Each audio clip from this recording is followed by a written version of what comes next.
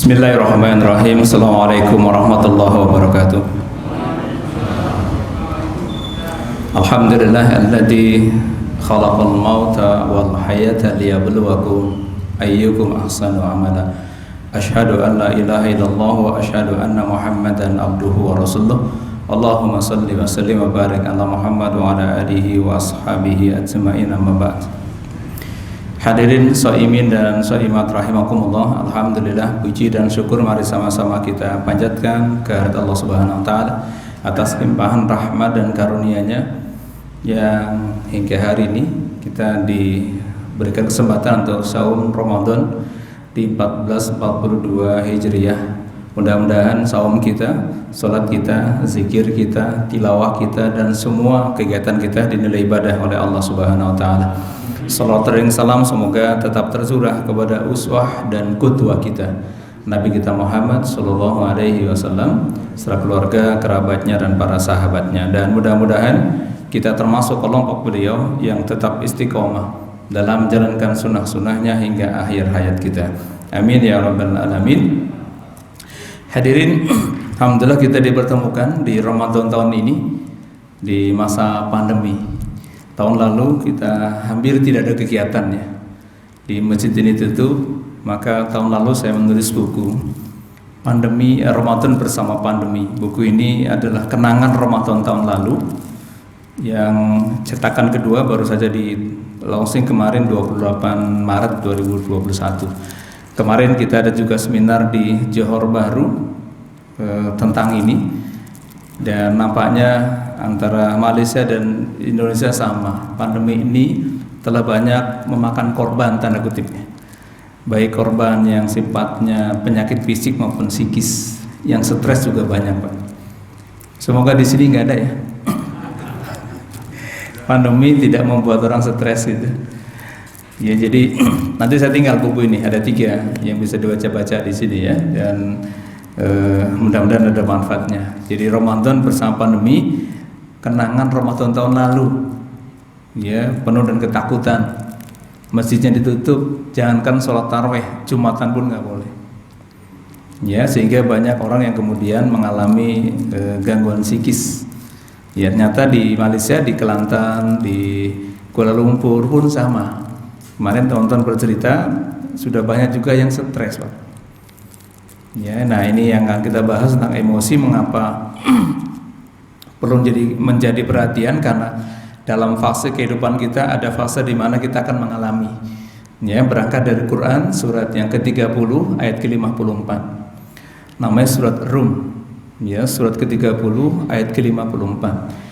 Dikisahkan oleh Allah dalam Quran yang mulia tentang fase kehidupan manusia yang kaitannya dengan masalah emosi dengan kehidupan kita. Allah berfirman, a'udzubillahi minasyaitonirrajim, Allahu ladzi khalaqakum min dha'fin. Ya, Allah lah yang menciptakan kita dari sesuatu yang lemah. Jadi kita ini semua lahir dari sesuatu yang lemah. Ya, dari bayi kita nggak bisa apa-apa gitu ya, lemah. Kemudian berangsur tuh dari lemah menjadi kuat. Ya, dari lemah menjadi kuat, dari kuat menjadi lemah kembali. Nah, 3 fase ini yang kita alami semua, dari lemah 0 kalau dalam psikologi perkembangan 0 sampai 4 atau 6 disebut dengan istilah golden age, itu usia keemasan, disebut oleh beberapa psikolog perkembangan dengan sensor motorik 0 sampai 2, 2 sampai 4 sampai ke 6 pra-operasional konkret, sehingga setelah umur 2, 3, 4, 5 ini usia yang kadang-kadang menguras energi orang tuanya. Sering bikin emosi, sering bikin marah orang tuanya. Mungkin bapak yang pernah punya anak kecil pernah mengalami itu. Kalau minta apa anaknya senjatanya? Nangis. Itu usia dha'fin dalam bahasa Quran. Nah, setelah kuat, puncak kekuatannya ada di usia 40 tahun. Maka disebutkan dalam Quran surat ke-46 ayat ke-15, arba'ina sanah. Usia 40 tahun itu usia kemasan. Puncaknya kita di usia 40. Nah, setelah 40 tahun lewat disebut dengan dha'fan. Jadi dha'fin, kuwa, dha'fan kalau dibuat segitiga gitu. Nah, dha'fan itu adalah usia setelah usia 40 tahun lewat. Ada sudah 40 tahun sini? Belum ya.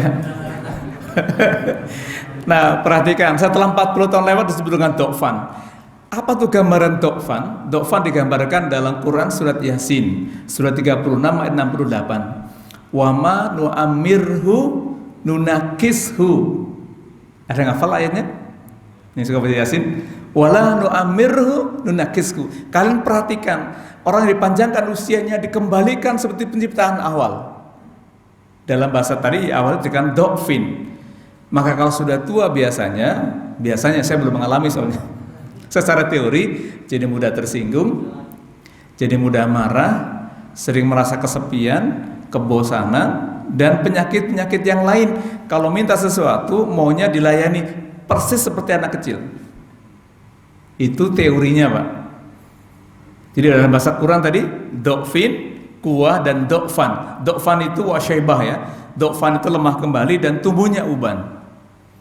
Jadi uban itu ada dalam bahasa Quran, Pak, disebut dengan syaibah.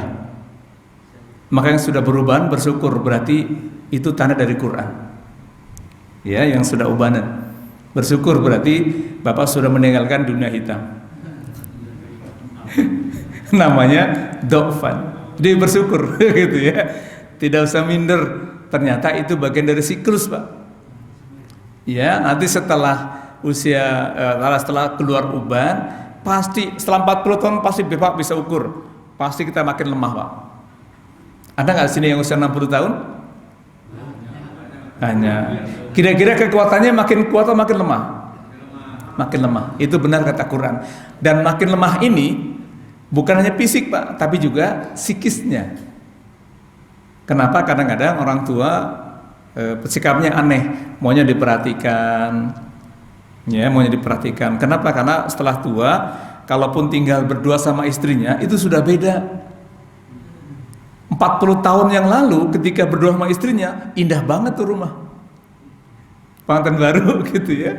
Itu yang lain berkontrak sama kos ya, Masya Allah, indah betul. Setelah 40 tahun lewat, berdua saya di rumah, itu sudah berubah.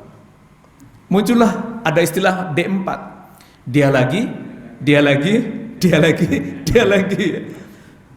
Ke ruang tamu ketemu dia.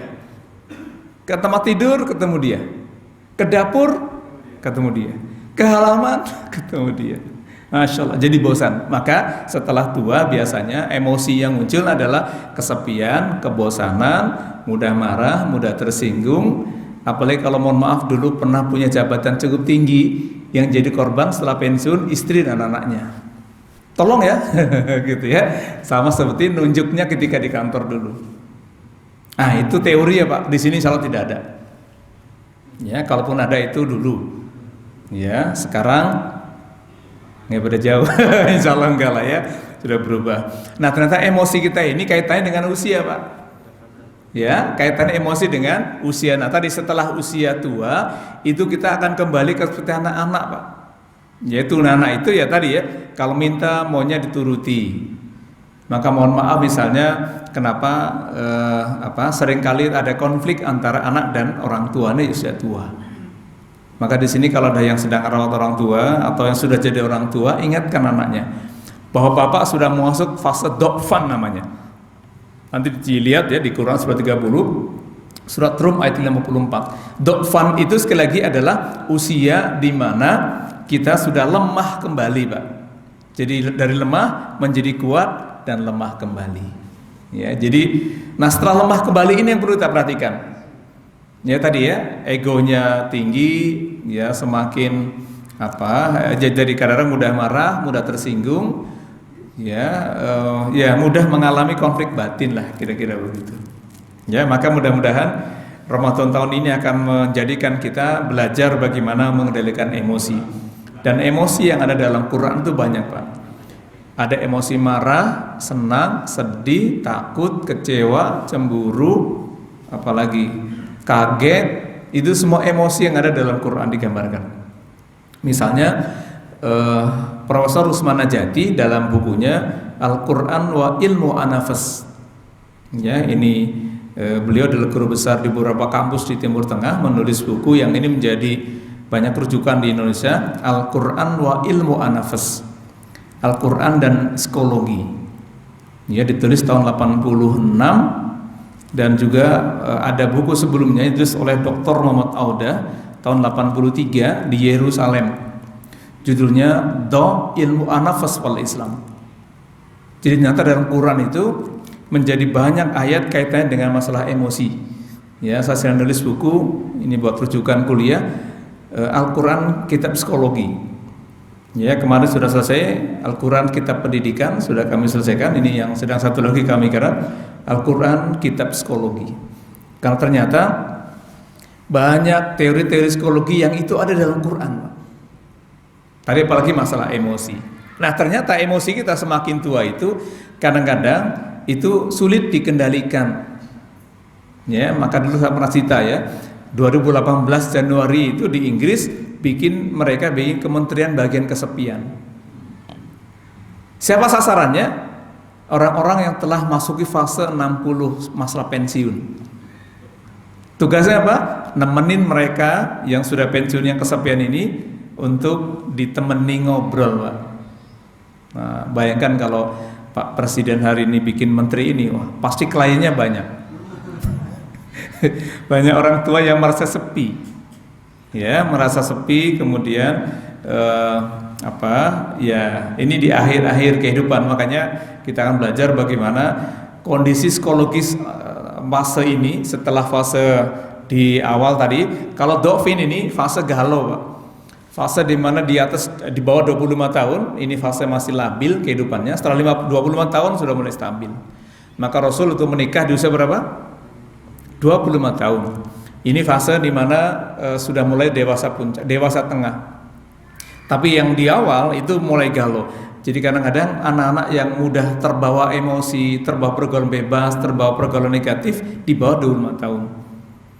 Yang banyak doktrin negatif ya, ada terorisme, ada negatif, pokoknya itu di bawah 25 tahun kebanyakan. Secara teori memang mereka masih dokfin namanya. Jadi masih usia labil, mudah dikendalikan, mudah terprovokasi. Ya, nah kalau sudah tua pun sama. Bedanya kalau yang masih dofin ini dia sedang tumbuh kembang. Jadi kalau tumbuh kembang itu fisiknya sedang tumbuh, kemudian psikisnya sedang berkembang. Jadi tumbuh kembang ini, nah mereka kadang-kadang tadi ya tidak bisa mengikuti mana baik yang mana buruk, yang penting sesuai dengan keinginannya. Tapi kalau sudah dofan itu sudah lemah, mau ngapa-ngapain juga susah. Apalagi mungkin giginya sudah mulai berguguran. Ya, mau dipasang yang palsu sekalipun tetap aja namanya sudah palsu kan, sudah nggak maksimal. Rambutnya sudah mulai berubah. Ya, walaupun kadang-kadang pengen tampil muda dicat. Boleh nggak dicat? Boleh, tapi jangan warna aslinya. Ya, jangan warna hitam. Tidak boleh. Ya, boleh warna yang lain, merah kayak gitu ya. Iya, kan merah itu. Ya. Dulu di zaman Rasul itu memang suka ngecat, ada ya, karena kalau perang itu kalau rambutnya kelihatan putih, wah ini aki-aki nih, wah ini berarti kekuatan sudah lemah. Dulu cat warna kemerah-merahan, wah ini tanda berani, padahal mereka sudah tua. Nah itu catnya itu dalam rangka mengelabui musuh. Nah kalau kita nggak mengelabui siapa? Temannya barangkali. Baik, jadi emosi ini Bapak Ibu hadirin yang perlu kita perhatikan. Nah Ramadan itu sedang ngajarin kita mengendalikan emosi. Ya jadi emosi dalam Quran itu memang hal yang biasa, bagian dari ritme kehidupan tadi, dari mulai lemah menjadi kuat dan lemah kembali. Ini fase di mana orang nggak bisa menghindar. Ini sudah bagian dari takdir. Ya, tua itu nggak mungkin bisa dihindari, Pak. Ya, setelah tua pasti titiknya kemana? Meninggal. Maka aku tanya, Bapak kenapa takut Pak Corona? Takut virus? Enggak. Apa yang takuti? Matinya. Kami buka ruang konsultasi di Masjid Al-Azhar Pak sejak Maret 2020. Itu banyak pada datang karena stres Pak. Ada datang gitu ya ke kami itu sudah 8 bulan tidak mau ke kantor dan tidak mau ketemu orang. Sejak Maret sampai terakhir ketemu pokoknya di bulan November, Desember November itu beliau tidak mau ketemu orang. Kenapa? Datanglah dengan istrinya. Suami saya ini punya penyakit pengorbit, kena asma. Kata dokter kalau asma, kalau sampai kena virus corona lewat tuh. bisa meninggal gitu. Masih muda, anak masih kecil, masih muda lah, hartanya banyak. Dia takut kalau saya mati nanti istri saya bisa nikah lagi. Masya Allah. Saya bilang, Pak, kalau kita gugat masalah takdir itu nggak selesai, itu yang bikin Bapak stres. Ternyata yang bikin kita meninggal itu bukan virusnya. Kenapa? Takdir, Pak. Awal tahun lalu ada orang nggak kena virus, clean semua, naik pesawat. Mau naik pesawat itu kan luar biasa, Pak. Harus bebas virus, luar biasa. Begitu naik pesawat, Allah takdirkan usianya selesai, jatuh pesawatnya dan gak ada yang selamat. Jadi meninggalnya bukan karena virus, karena sudah takdir. Jadi kalau Pak cara pandang kita takutnya pada mati, ini yang sedang kami tulis, psikologi kematian. Memang manusia itu paling takut mati gitu. Padahal sudah jelas tuh banyak ayat, misalnya surat ke-21 ayat ke-35, kullu nafsin dha'iqatul maut. Semua bernyawa itu akan mati, Pak. Saya, kita, semua akan mati. Gitu Pak Bambang ya. Jadi nanti kalau Pak Bambang duluan, saya doakan, ya. Tapi kalau nanti saya belakangan, Pak Bambang duluan juga saya doakan. Saya mendoakan. Kita nggak mungkin menghindari ini. Ya, jadi kalau kematian itu pasti. Nah, seringkali kita takut, emosi takutnya berlebihan ketika ngelihat orang mati, Pak, dan takut mati. Ya, maka secara ekonomi orang menengah atas itu paling rentan mengalami ketakutan ini. Di kampung saya kemarin baru pulang, Pak. Di kampung saya di Banyumas itu menjelang itu Ramadan kemarin, saya pakai masker, ditanya sama teman-teman kampung, "Mas, emang masih ada corona?" katanya. Nah, di Kebumen lain lagi. Udah datang, wah ini orang kota ini, pasti pakai masker. Dikata orang kota katanya. Memang kenapa? Di sini Mas nggak ada virus itu flu biasa Mas. Nah, kata mereka, yang penting kita sehat gitu, insya Allah sehat. Itu flu biasa lah kira-kira. Nah, saya bilang jangan, ya kalau ya tadi ya, ternyata memang sugesti itu penting, Pak. Ya, sugesti itu penting. Kalau kita pikirannya sakit, itu kalau kena virus itu bahaya, masya Allah bisa meninggal. Iya. Ya, maka banyak yang mengalami gangguan. Nah, sekarang semua sakit itu kalau sudah kena paru-paru pasti di virus di COVID kan ya meninggalnya, nauzubillah. Baik, jadi apa yang harus kita lakukan? Ya, menjelang tali kalau yang usia bawah di bawah 25 tahun juga rentan mengalami konflik batin. Jadi kadang maunya sendiri, egois, nggak mau diatur, susah dikendalikan. Ya kalau yang di bawah 25 tahun, begitu juga telah lewat 50 tahun ke atas. Nanti akan mengalami juga namanya konflik batin. Ya, kadang-kadang galau, gelisah gitu, nggak bisa tidur. Ya, kok tiba-tiba bangun berdebar gitu. Semoga di sini tidak ada ya yang sudah melewati itu. Nah, itu fase-fase di mana dokfan tadi itu mulai konflik batinnya, Pak. Ketakutan yang paling takut bagi manusia adalah justru di hari-hari menjelang kita meninggal dunia. Ya, maka saya sedang menulis buku tentang psikologi kematian, mengubah rasa takut dengan iman dan ilmu. Hanya dengan iman dan ilmu kita bisa menghadapi ini. Ya, jadi nanti fase kematian kita itu hal yang sudah pasti terjadi. Nah, jadi nggak perlu takutin, Pak. Nanti ada gilirannya kok. Bapak bisa cek di masjid ini, kira-kira kapling siapa yang sudah ditinggalkan pemiliknya? Ada? Ada pasti. Ya, di depan rumah saya pun sama, ada kapling gitu ya. Kapling itu kemarin saya cerita ada yang sampai nangis. Ini kapling sahabat saya, muazin Pak di depan rumah saya itu menjelang Ramadan kemarin, subuh azan masih muazin ikut taklim, kemudian dia dagang, ya jam 11 pulang meninggal Pak. Nggak sakit, orang habis azan subuh gitu kata muazin gitu. Bukan maksud itu tapi dia suka azan, ikut taklim subuhnya itu dan berangkat dagang ke istrinya, kok saya sakit dadanya ya, ngeluh gitu, pulang nggak lama meninggal, masya Allah. Ini banyak kapling yang hilang nih. Di sini juga mungkin ada ya, ada kapling. Kenapa kapling? Biasanya senangnya di situ. Pak Bawang sudah ngetekin di mana Pak? Oh, pindah-pindah, ketahuan itu. Kalau yang biasa di depan nanti nggak ada, ya Allah itu ada sahabat saya tahun lalu masih ada, sekarang sudah tidak ada. Nanti mungkin setelah ini nyusul saya gitu. Nah itu yang harus motivasi. Baik. Nah untuk mengendalikan itu semuanya agar kita tidak terlalu berlebihan, maka Allah berikan Ramadan setahun sekali ini dalam rangka apa ya, mendidik jiwa kita ini. Ya, apa yang dididik? Emosi kita itu ada 5. Di surat Ali Imran, surat yang ketiga, ayat ke-17. Ada 5 pendidikan jiwa yang diajarkan dengan Ramadan, Pak. Siapapun kita. Apa itu? As-sabirina, was-sadiqina, wal-qanitina, wal-munfikina, wal-mustahfirina bil ashar. Ada 5 pendidikan jiwa yang sedang dilatih, emosi kita sedang dilatih juga di situ. Pertama apa? As-sabirin. Kita sedang latih sabar. Bayangkan Pak, kalau usia sudah semakin tua, enggak sabaran, itu maunya marah-marah. Kalau sudah marah-marah, itu darah tingginya kambuh, bisa stroke Pak. Ya. Kalau sudah stroke ya susah ya. Ya kita tidak doain, tapi secara teori memang ternyata di kepala kita ini ada riset. Ada namanya beta endorfin. Jadi kalau kita senyum, kita senang, bahagia, beta endorfinnya berfungsi. Tapi kalau emosi, dengki, iri, marah-marah mulu, itu sarafnya banyak yang mati. Yang keluar noradrenalin. Maka kata orang kampung, marah-marah mulu loh, cepet tua gitu. Pernah dengar kata-kata itu? Itu ilmiah Pak ternyata. Jadi kalau kita makin sering marah, itu sel memorinya yang miliaran ini, itu ada yang terputus, mati sel memori itu, maka semakin tua secara teori. Bagaimana kalau sudah tua? Makin parah. Ya makin tua tentu saja ya.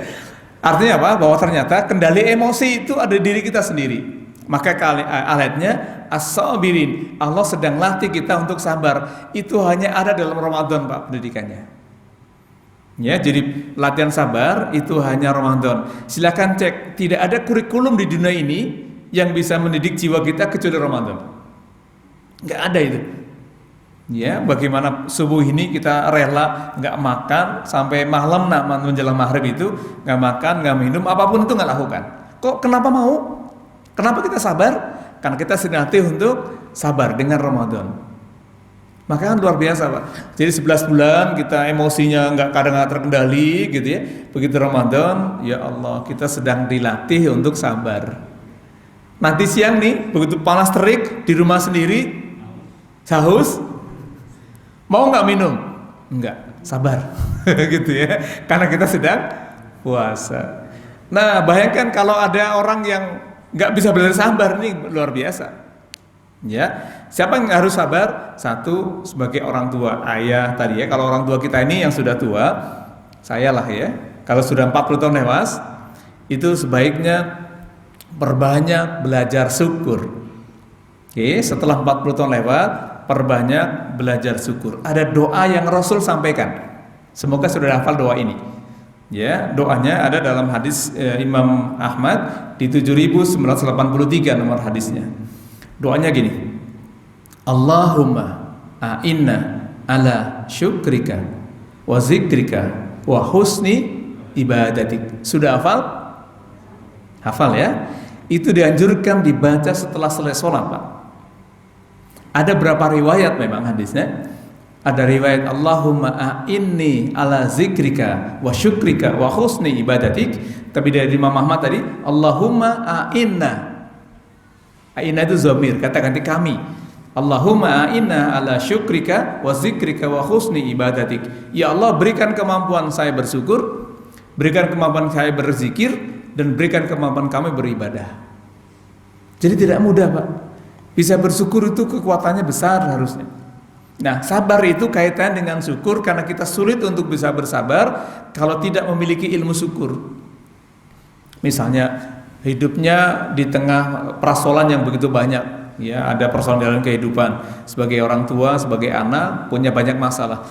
Kita tidak mungkin, kita agak sulit merasa sabar, menaik ke dalam tingkat kesabaran tanpa memiliki pondasi syukur, Pak. Ya, jadi kalau digambarkan di sini ada sabar, di bawahnya ada syukur. di bawahnya ada rela, di bawahnya ada emosi. Nah, emosi inilah kadang-kadang yang tidak bisa kita kendalikan. Kenapa? Karena kita tidak merasa rela mengendalikan emosi kita. Marah, sedih, takut, cemas gitu, tidak bisa diterima dengan rela dengan baik, maka sulit mendapatkan rasa syukur. Maka dalam Quran surat ke-14 ayat ke-7-nya, la in syakartum la azidanakum. Jadi kalau kalian tidak bersyukur, kalau kalian bersyukur akan kami tambahkan. Dalam pendekatan psikologi, kemampuan bersyukur itu kaitannya dengan kesadaran diri, Pak. Jadi kalau semakin bersyukur, tadi ya, insya Allah bisa bersabar, bersyukur dengan usia yang Allah berikan pada kita, bersyukur karena kita masih hidup, bersyukur karena kita memiliki kehidupan ya di lingkungan keluarga, kita punya keluarga, itu bersyukur luar biasa. Kalau cara pandang kita negatif, kok saya menderita begini ya, kok saya makin hari kayaknya hidupnya nggak bahagia. Nah, kalau rasa syukurnya hilang, dicabut, ini yang menjadi penyebab mengapa orang mudah stres, Pak. Usia semakin bertambah nih, udah 60 ya Allah, saya sudah 60, alhamdulillah anak-anak sudah sukses, sudah nikah semuanya, tinggal berdua dengan istri. Tapi kok, nah kata tapi itu bisa menjadi pengurang dari syukurnya. Tapi kok saya kenapa ya sakit-sakitan mulu gitu. Ya baru disakit ya. Kalau biasanya kalau sudah tua, mobil kan semakin tua itu kan on the road-nya sudah nggak maksimal ya. Ini semakin tua makin mau sehat terus gitu ya. Masya Allah. Maka tadi kita sendati untuk bersabar. Dan sekali sabar itu kaitan dengan bersyukur, Pak. Maka tadi doanya penting dibaca ya. Allahumma inna ala syukrika wa zikrika wa husni ibadatik. Itu dalam hadis. Dalam Quran itu juga ada doa yang penting. Ya, dulu ingat saya pernah kasih doa ini. Di surat ke-46 ayat yang ke-15. Di surat Al-Ahqaf namanya. Di tengah-tengah itu ada doa. Rabbi auzi'ni an ashkura ni'mataka allati an'amta alayya wa ala walidayya wa an a'mala salihan tardahu wa aslih li fi dzurriyyati. Ada ngafal doa ini? Panjangan. Insyaallah hafal, mudah. Nanti lihat Qur'annya di surat Al-Ahqaf surat ke-46 ayat ke-15. Rabbi auzi'ni, ya Allah berikan kekuatan saya, kami bersyukur. Jadi kenapa kita sulit sabar? Karena sulit menghadirkan rasa syukur. Kenapa rasa syukur ini sulit hadir? Karena iblis itu tujuannya godain kita biar tidak bersyukur, Pak. Di surat yang ke-7 ayat 16 dan 17 itu iblis sudah bersumpah, Pak, akan menggoda kita sebanyak-banyaknya ala syiratal mustaqim, dari jalan yang lurus. Ya, dari mana? Wa min aidihim wa min khalfihim, depannya, belakangnya, kanannya, kirinya. Wala tajidu aktsarhum syakirin. Kau akan dapati mereka sedikit yang bersyukur, Pak. Jadi tadi dalam kaitan dengan masalah emosi kita, sabar ini baru bisa kita nikmati dengan baik kalau di bawahnya ditopang rasa syukur. Jadi kalau rasa syukurnya hilang, itu sabarnya bisa hilang atau berkurang. Nah, rasa syukur inilah yang perlu kita waspadai, karena iblis itu tujuannya godain kita bisa nggak syukur. Maka dalam sehari semalam kita kan doanya apa yang wajib dibaca 17 kali minimal.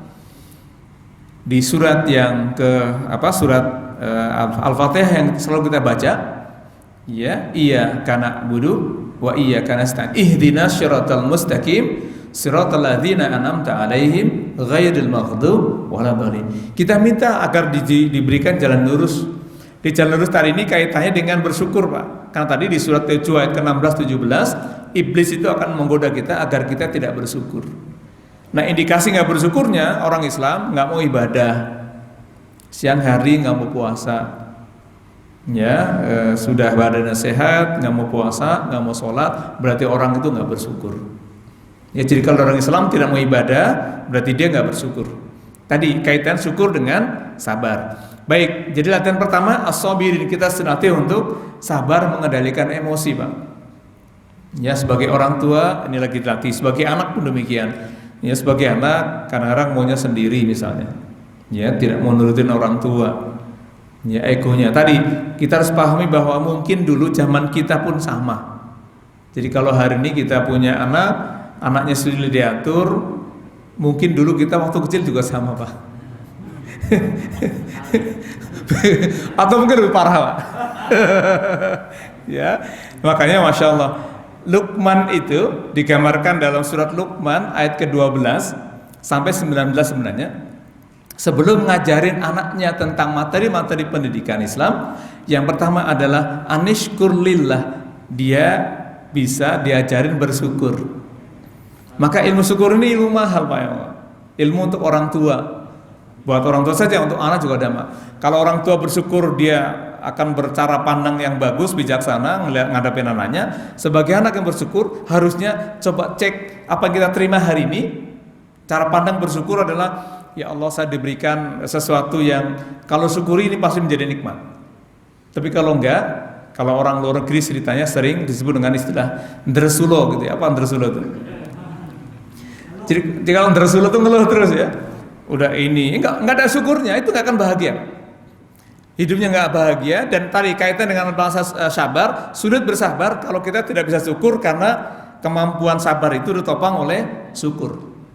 Ya, jadi semakin tua semoga kita semakin sabar. Itu pertama, diajarin tentang as-sabirin. Yang kedua, wasadikin, kita sedang dilatih untuk jujur. Ya, jadi Masya Allah ya, tadi sekali lagi Bapak di rumah nanti sudah siang, ya sendirian. Ya, ada makanan tersedia, es kopior, wah panas-panas, Masya Allah. Kayaknya enak banget diminum. Tapi jujur tuh nggak mau. Tapi kalau waktu kecil mungkin ya, atau masih kecil, di rumah sendiri, minum, kemudian digosok-gosok biar kering, keluar lagi. Puasa nggak puasa nih, burinya kering, gitu ya. Itu waktu anak-anak dulu, Pak ya. Waktu zaman-zaman usia 6 tahun, 7 tahun SD dulu ya. Saya pun pernah mengalami dulu begitu. Nah, ternyata kita sedang dilatih jujur. Ya, sebagai orang tua, sebagai suami, sebagai anak, sebagai istri, sebagai masyarakat, kita sedang dilatih jujur. Andai saja, Pak, di negara ini para pejabat belajar ini jujur, nggak akan ada tuh korupsi. Nggak ada tuh bantuan bansos dikorupsi, Pak. Ini untuk bansos, ya Allah, tega-teganya ya. Tapi mereka juga nggak merasa korupsi, Pak, karena mereka ini bukan korupsi kok. Ya, kata iblis gini di Quran surat 15 ayat 39. Dijadikan pandangan yang buruk jadi baik di dalam matanya oleh iblis. Mencuri, enggak, itu nggak apa-apa kalau nggak ketahuan. Sama ya, korupsi sama. Ini kalau nggak ketahuan nggak apa-apa gitu. Begitu ketahuan, emang korupsi nih ya? Saya nggak merasa korupsi kok, orang saya nggak menerima duitnya. Iyalah, duitnya nggak dipegang. Duitnya masuk rekening misalnya nggak terasa gitu ya. Ini kepandaian iblis. Maka kita lihat jujur. Yang ketiga yang penting ini, wal qanitin. Kita sering latih untuk komitmen, Pak. Qanitin, komitmen. Bayangkan di luar Ramadan baca Qur'annya semangat nggak, Pak? Semangatnya tapi beda, Pak. Kalau Ramadan ini semangatnya mengatakan Quran, kalau perlu ini cara sudah 17, berarti minimal sudah 17 juz nih. Di sini sudah lewat malah ya. Sudah lewat insya Allah. Ya sudah lewat 17 juz ya. Atau sudah 17 kali khatam. Belum lah ya, minimal 17 kali. Ya minimal juz 17 lah minimal. Itu analoginya kalau sehari 1 juz.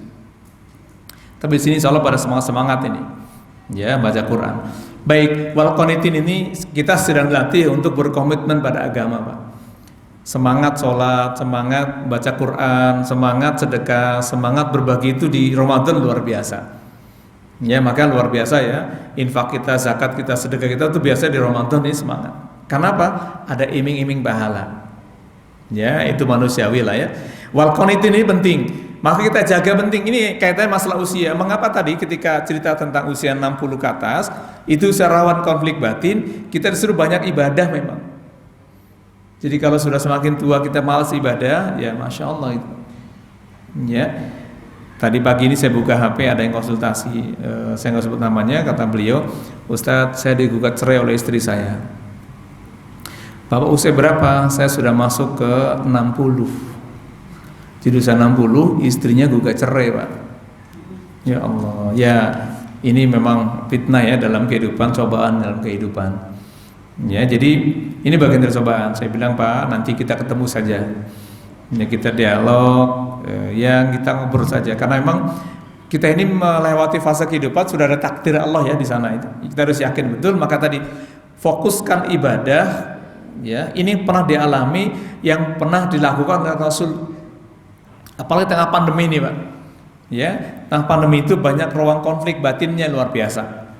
Ya, maka dari belajar dari peristiwa perang Uhud, ya, ketika perang Uhud, Bapak, itu terjadi pada tahun 625 Masehi dan terjadi pada tahun ketiga Hijriah bulan Syawal. Kalau tidak salah bulan 27 Syawal peristiwa perang Uhud terjadi. Nah, peristiwa Uhud itu mencerminkan kalau kita belajar untuk kasus corona hari ini, perang Uhud itu menandakan bahwa ada sesuatu yang bisa diambil pelajaran antara peristiwa Uhud dengan peristiwa corona hari ini. Apa pelajarannya? Ketika perang Uhud itu umat Islam mengalami kekalahan, Pak. Jadi pasukan pemanah yang ada atas bukit Uhud itu, kata Rasul, kalian jangan turun sebelum ada aba-aba. Ternyata begitu pasukannya Quraisy waktu yang dipimpin oleh Khalid bin Walid sebelum masuk Islam, itu pergi, Pak. Dianggap sudah kalah, maka kemudian mereka turun ngambil harta ghanimah. Waktu turun, diserang kembali, kocar kacir, maka ada sekitar 60 syuhada saat itu, yang sekarang masih ada satu makamnya sahabat Hamyah. Ya, hanya satu makam di Bukit Uhud itu, yang lain sudah dipindahkan semua. Ini pun dulu mau dipindahkan tapi nggak jadi, diprotes oleh dunia. Ya, tahun berapa dulu pernah terjadi banjir, erosi, dan terlihat jasad beliau. Dan subhanallah itu masih mengeluarkan darah. Sudah meninggal berapa tahun itu? Ratus ribuan tahun, 1400 tahun yang lalu. Ya, itu masih seperti jasadnya masih mengeluarkan darah, seperti baru meninggal. Nah, yang pelajaran penting gini, turun ayat dari peristiwa itu di surat Ali Imran 139. Apa perintahnya? Ayatnya turun, A'udzubillahi minasyaitonirrajim, wala tahinu wala tahzanu wa antumul a'launa in kuntum mu'minin. Kamu jangan lemah dan jangan sedih. Kalian ini orang yang tinggi derajatnya jika kamu orang berilmu, dengan beriman. Jadi yang disuruh oleh Allah itu wala tahinu, jangan sampai lemah fisik kalian. Wala tahzanu, jangan sampai sedih. Karena ternyata ini hiburan untuk para sahabat yang kalah perang, Pak. Kalau orang kalah perang itu kan, ya ini di sini nggak ada tentara sih ya. Kalau tentara mungkin ngalami. Kalau kalah perang itu kayak apa? Sedih, cemas, kecewa, gitu ya. Maka disuruh wala tahinu, jangan sampai lemah fisiknya. Kemudian yang kedua, wala tahzanu, jangan sampai sedih. Bayangkan ini kalau ini bagian dari ayat corona kalau menurut saya. Saya sedang menulis artikel tentang terapi pencegahan corona dalam perspektif Quran. Jadi ayat ini mengandung dua, wala tahinu, jangan kamu merasa lemah fisiknya, jaga kesehatan. Ya, kemudian yang kedua, wala tahzanu, jangan sampai sedih, Pak. Nah, wala tahinu, jangan sampai jaga fisiknya, karena kalau fisik kita ini lemah, jadi mudah terserang virus. Maka untuk menjaga fisiknya ini ada dua ayat misalnya. Satu di surat Al-Maidah ayat yang ke-6, yaitu di ajaran tentang berwudu. Jadi sebelum hari ini disuruh cuci tangan itu dulu dari zaman dulu sudah ada, yaitu disuruh berwudu, bahkan lebih bersih dari cuci tangan yang ada sekarang ini. Ajaran ini ada dalam Islam minimal 5 kali. Yang kedua, ajaran untuk menjaga fisik adalah pola makan yang sehat. Pola makan sehat itu digambarkan dalam surat yang kedua Al-Baqarah 168, yaitu halalan thayyibah. Nah, yang penting yang saya bahas yang ini, yang kedua, wala tahzanu, jangan sampai sedih, Pak. Jadi sedih ini bisa menjadi pemicu munculnya penyakit depresi. Maka di surat Al-Kahfi surat ke-18 ayat yang ke-6 itu Rasul pun dilarang sedih, Pak. Kalau ada yang sedih hari ini harus dihilangkan, karena ini luar biasa. Larangan sedih ini karena kaitannya sedih itu bisa menjadi pemicu munculnya penyakit depresi. Nih, kalau lagi sedih ya. Jadi yang lagi sedih, lagi galau, hati-hati. Nah, Rasul tadi surat Al-Kahfi ayat ke-6, fala'alaka bahu nafsaka asarihim illam yu'minu bihadzal haditsi asafa. Ya Muhammad, apa kamu akan mencerahkan diri kamu sendiri dengan bersedih gitu? Ya, jadi sedih itu bisa menjadi pengorbit penyakit depresi. Penyakit psikologis sangat berat. Lalu bagaimana caranya? Ini bagian dari komitmen kita dalam beragama. Di surat ke-15 ayat yang ke-97 sampai dengan 99 ada solusi terbaik. Kalau lagi sedih, lagi galau, ya, itu ada solusi yang Allah berikan kepada kita melalui Rasulnya. Rasul pun pernah mengalami kesedihan. Rasul pun pernah mengalami konflik batin. Maka solusinya di surat ke-15 ayat yang ke 97 sampai 99. Apa itu? Fasabbih bihamdi wa qum minasyajirin wa'bud rabbaka hatta ya'tiyakal yakin. Ada 4 solusi yang Allah berikan ketika rasa sedih itu datang. Ketika problem psikis itu datang ada 4. Apa itu? Fasabbih, banyakin tasbih. Perbanyak tasbih. Bacaan-bacaan tasbih zikirnya subhanallah gitu ya, di antara zikir yang penting. Tetapi makna lainnya bertasbih adalah kuatkan akidahnya. Tadi ya, bagian dari komitmen ketiga, kuatkan akidahnya. Jadi Nabi Yunus Pak ketika di lockdown di perut ikan, apa doanya? Doa Nabi Yunus ketika di lockdown di perut ikan. Jadi Nabi Yunus pernah ditelan ikan besar, ikannya masuk ke dalam dasar laut di malam yang gelap, tentu gelapnya luar biasa.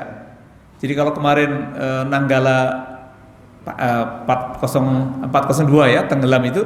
Nah itu pernah dialami Nabi Yunus. Bayangkan ikannya besar, kemudian ditelan ikan besar masuk ke dalam dasar laut. Ya mungkin lebih, kalau sekarang mungkin 700 meter bisa jadi ya. Nah Nabi Yunus pernah mengalami itu Pak. Kalau dalam pendekatan hari ini di lockdown lah kira-kira. Tapi di lockdown di perut ikan Pak Nabi Yunus. Apa yang dibaca? Ini sekaligus bahwa ternyata keinginan kita nggak harus dengan baca doa. Apa Nabi Yunus doanya biar keluar dari ikan? La ilaha illa anta subhanaka inni kuntu minaz zalimin. Di mana tuh ayatnya? Ada dalilnya? Ada dalam surat 21. Surat Al-Anbiya ayat 87. Ya, jadi Nabi Yunus itu berdoa, dan doanya itu bukan doa yang ya Allah berikan saya biar keluar dari ikan ini, tidak. Tapi bertasbih, bertahlil, bertasbih dan istighfar. La ilaha illa anta bicara tahlil, subhanaka bicara tasbih, inni kuntu minaz zalimin bicara istighfar. Jadi kadang-kadang permintaan kita Pak nggak harus selalu dengan apa yang kita inginkan gitu. Doanya tidak harus perlu disebutkan kira-kira gitu. Ya, makanya berzikir gitu ya. Ini yang Rasulullah lakukan, fasabbih bihamdi waqtu minasyajirin wa'bud rabbaka hatta ya'tiyakal yakin. Banyakin tasbih, banyakin tahmid, banyakin sujud dan berkomitmen dalam agama. Ya, baik. 3 yang sedang diajari, wal qanitin, yang keempatnya adalah wal munfikin, gemar berbagi. Ya, berbagi itu ya kalau khitobnya memang kemaliyah ya, berbagi senyuman pun sama, berbagi sedekah. Kalau dengan orang tua ya berbagi nasihat dengan anaknya, itu nikmat luar biasa. Dan yang ke-5 Pak yang sekarang sedang diajari oleh kita adalah wal mustahfirina bil ashar, beristighfar di waktu sahur. Maka biasakan, ini baru masuk ke 17, berarti masih ada sisa waktu Ramadan. Biasakan istighfar menjelang azan subuh. Karena perintahnya wal mustaghfirina bil ashar, mereka istighfar di waktu sahur. Kapan itu? Waktu menjelang azan subuh. Jadi kalau sahur jangan habiskan waktu kecuali di sana ada istighfar kita baca. Ini perintah. Ada 2 ayat yang bercerita tentang beristighfar di waktu sahur. Satu di Ali Imran 17, satu lagi di surat 51 ayat ke-18, surat Az-Zariyat ayat 18. Wal mustaghfirina bil ashar, mereka membaca istighfar di waktu sahur. Ya, baik. Jadi sekali lagi bahwa emosi yang ada dalam Quran itu memang gambaran real yang kita hadapi dalam keseharian. Marah, sedih, takut, cemas, kecewa, itu hal-hal yang biasa dialami oleh manusia. Tetapi kita sering diajarin sabar, jujur, komitmen, berbagi, dan introspeksi diri. Ada 5 ya pelajaran yang sedang kita jalani dengan Ramadan ini.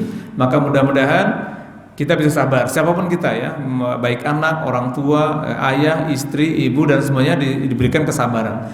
Yang kedua, kita sedang dilatih kejujuran oleh Allah Subhanahu Wa Taala.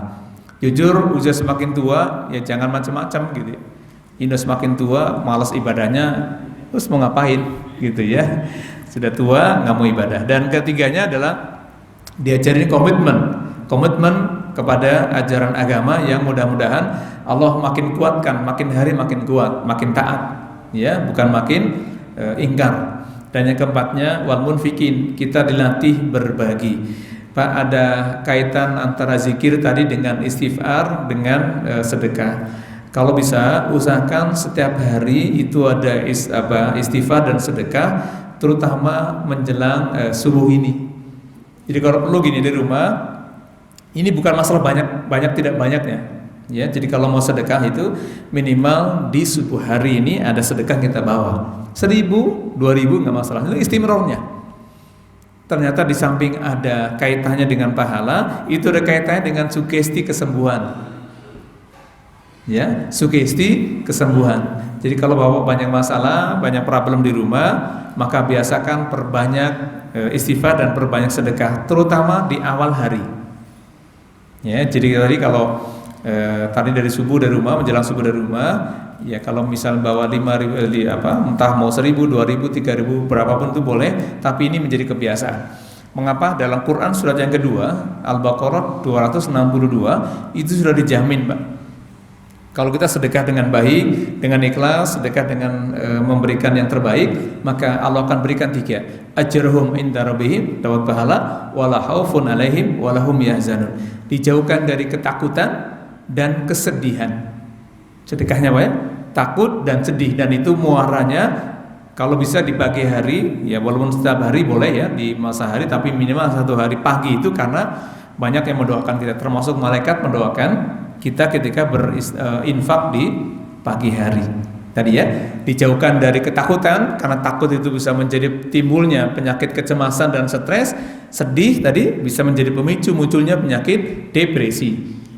Dan itu akan disembuhkan atau Allah akan berikan kalau kita berinfak dengan baik dan benar. Ya, jadi itulah ya kira-kira jadi kesimpulannya, bahwa Ramadan sedang ngajarin kita mengendalikan emosi, mengendalikan amarah, mengendalikan daya-daya negatifnya dengan bersabar, dengan jujur, berkomitmen, mau berbagi, dan perbanyak istighfar terutama di waktu sahur.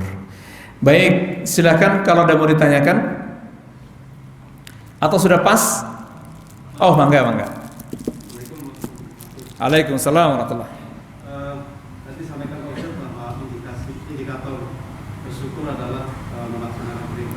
Ya. Sholat, puasa, dan sebagainya. Akan tetapi di samping itu ada sering mengeluh gitu. Apakah ini sudah termasuk kategori itu? Ya. Jadi memang ngeluh itu tugas manusiawi. Maka di surat yang ke-70 Al-Ma'arij Allah sebutkan innal insana khuliqa halu'a. Sesungguhnya manusia itu diciptakan dalam keadaan keluh kesah, Pak. Ya, jadi kalau lagi sedih, dia nangis, berdoa dengan menangis. Tapi kalau lagi senang, dia lupa daratan. Itu manusiawi. Illal musallin, kecuali orang yang salat dan sebagainya. Nah, dalam diri kita ada potensi psikologis yang diberikan oleh Allah kepada kita. Ya, ada 2 potensi yang penting ya. Satu potensi perilaku, satu potensi psikologis. Potensi perilaku itu munculnya baik dan buruk. Dalam surat ke-91 ayat 7 sampai dengan 10. Potensi psikologis dalam surat 70 tadi Ma'arij dari 19 sampai dengan 23 minimal. Apa itu? Innal insana khuliqa halu'a. Kita di dalam diri kita ini ada potensi keluh kesah, Pak. Itu manusiawi, tapi jangan jadikan dasar ya mengeluh. Nah, tadi dalam pendekatan psikologi kalau mengeluh itulah yang menjadi pemicu mengapa kita tidak bahagia hidupnya. Ngeluh terus. Dersulo kalau orang luar negerinya dersulo gitu. Itu akan menjadi menguras energi negatif, positif kita malah. Kenapa? Karena cara pandang negatif. Ngeluh terus, iya kok saya begini ya. Coba kalau saya jadi orang kaya, itu kan menghayal. Coba kalau saya punya orang tua yang baik, ini kan menghayal. Padahal orang tua sudah baik. Coba kalau saya punya mobil 10, itu kan baru andai. Nanti kalau diberikan mobil 10 bisa jadi malah nggak ibadah. Nah, itu artinya bahwa ternyata kita ini hanya mengukur diri kadang-kadang. Potensi itu. Nah, tadi kalau ngeluh terus itu yang menjadi dikurasnya energi positif. Itulah maunya setan begitu, Pak. Jadi kalau kita ngeluh itu harus perbanyak istighfar. Berarti nggak bersyukur. Maka tadi surat Ibrahim, la in syakartum la azidanakum wa in kafartum inna azabi lasyadid. Jadi kalau kalian bersyukur ditambah nikmatnya. Nah, kalau kita nggak bersyukur itu malah dikurangi. Apa itu? Kalau sudah nggak bersyukur, walaupun dia punya keluarga, dia punya banyak uang, nggak bahagia hidupnya, Pak. Maka diancam di surat ke-20 ayat 124. Waman a'rada an zikri. Siapa orang yang membelakangi, yang tidak mau berzikir, nggak mau ingat sama Allah, maka Allah berikan ma'isyatan dongka, penghidupan yang sempit, Pak. Jadi kaitan dengan pendekatan psikologi tadi, orang yang tidak bisa bersyukur itu dicabut rasa syukurnya, maka walaupun uangnya banyak, jabatan tinggi, itu nggak bahagia hidupnya. Kenapa? Karena ma'isyatan dongka, diberikan penghidupan yang sempit, Pak. Dongka. Jadi na'udzubillah, kalau sudah dongka itu mau jabatan tinggi, nggak bahagia hidupnya, Pak. Tapi kalau dicabut, ditiadakan tadi, rasa syukur itu kemudian hadir, datang kepada kita, nggak mengeluh, walaupun Bapak hanya punya uang 5 miliar misalnya, akan bahagia hidupnya. Atau tidak Bapak punya uang pas-pasan gitu, tapi karena bersyukur, tadi lazid itu kan bersyukur, bahagia itu kan bukan karena uangnya banyak, Pak, relatif uang banyak. Ya.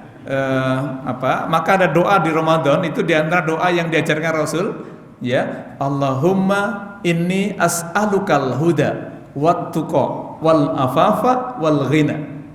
Ya Allah, berikan kami petunjukmu selalu dalam kondisi takwa, kemudian sehatkan jiwa kami, berikan kemampuan mengendalikan diri, yang ketiga berikan kekayaan yang barokah.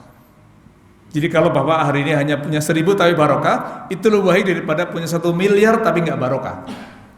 Jadi mengeluh itu adalah bagian dari upaya setan untuk menggerus kita. Tadi ya di surat 7 ayat 17, wala tajidu aksarum syakirin. Engkau akan dapati mereka ya Allah tidak sedikit yang bersyukur. Nah, kita berharap yang sedikit ini, Pak. Ya, jadi kalau sedikit itu kan kalau dalam bahasa penelitian sampelnya itu ada manusia ada berapa miliar, hanya sedikit yang bersyukur. Tadi ya kaitannya bersyukur itu mengeluh tadi itu kaitannya dengan bicara masalah bersyukur dalam agama dan bersyukur dalam bahasa pendekatan psikologi. Dalam psikologi kemampuan tidak bersyukur itu atau ngeluh itulah yang membuat kita makin terpuruk, Pak. Nggak akan tenang hidupnya, nggak bersyukur gitu ya. Sudah diberikan ini itu tapi tetap nggak bersyukur. Nah ini cara setan untuk mengendalikan kita, itu hebatnya iblis, Pak. Maka kalau kita sering mengeluh, ya sebaiknya perbanyak istighfar.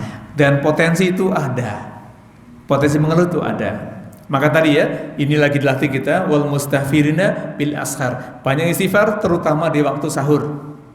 Biar kita berharap semoga Allah berikan kekuatan kita untuk tidak mudah mengeluh. Tadi ya, tidak mengeluh itu bagian dari indikasi kurang bersyukur. Dan dalam bahasa psikologi itulah indikasi mengapa kita tidak bahagia, nggak tenang hidupnya, Pak. Yang ngeluh gitu ya, baru sakit flu sehari itu, ya Allah ini kok sakit gak sembuh-sembuh, padahal sekian bulan sehat. Gitu ya, potensi itu ada, Pak. Maka disitulah perlunya komunitas, perlu teman.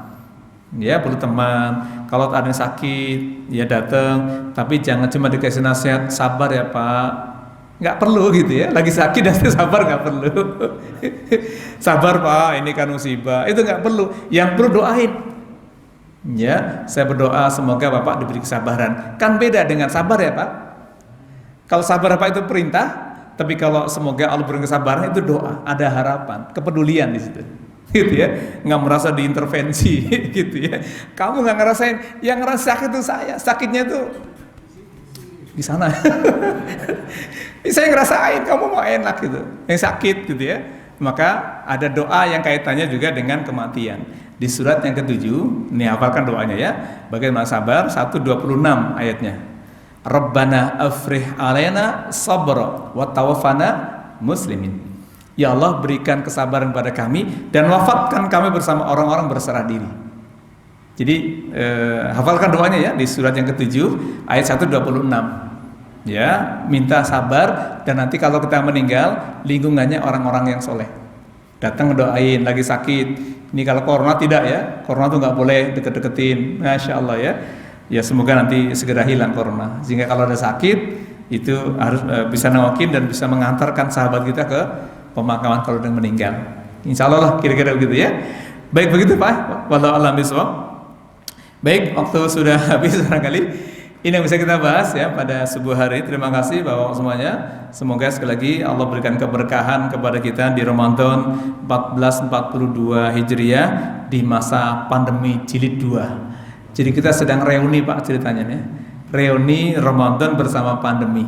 Ya, mudah-mudahan pandemi segera berakhir dan kita tetap bisa ibadah dengan maksimal, tetap ikutin protokol kesehatan ya, karena virus ini memang ada. Virus ini ada dan itu bagian dari makhluk Allah, tapi jangan salahkan virusnya karena ini bagian dari cobaan.